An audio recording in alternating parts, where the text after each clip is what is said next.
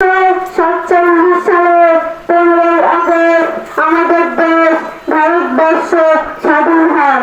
প্রতি বছর 15 আগস্ট আমরা স্বাধীনতা দিবস উদযাপন করি। প্রায় 200 বছর ধরে ইংরেজরা এদেশ শাসন করেছে, শোষণ করেছে।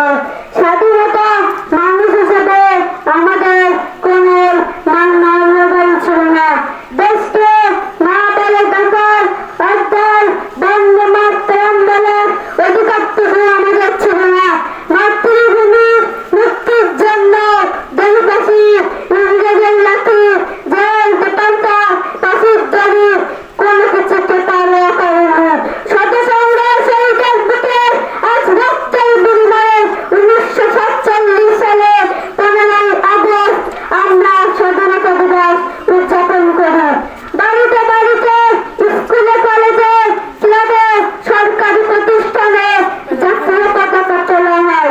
তারপর পতাকাকে অভিমান জানিয়ে অন্য অনুষ্ঠান শুরু করা হয়। অনুষ্ঠান শেষে জাতীয় সঙ্গীত গাওয়া হয়।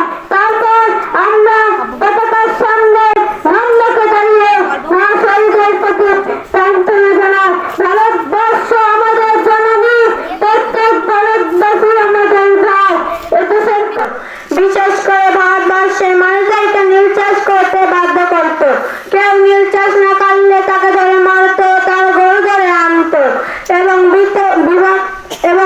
বিভিন্ন অত্যাচার করত।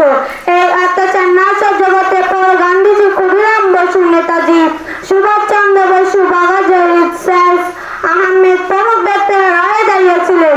সেই রায়ের পরে আজ 15 আগস্ট স্বাধীনতা দিবস আমরা উদযাপন করি। 15 আগস্ট। আসসালামু আলাইকুম।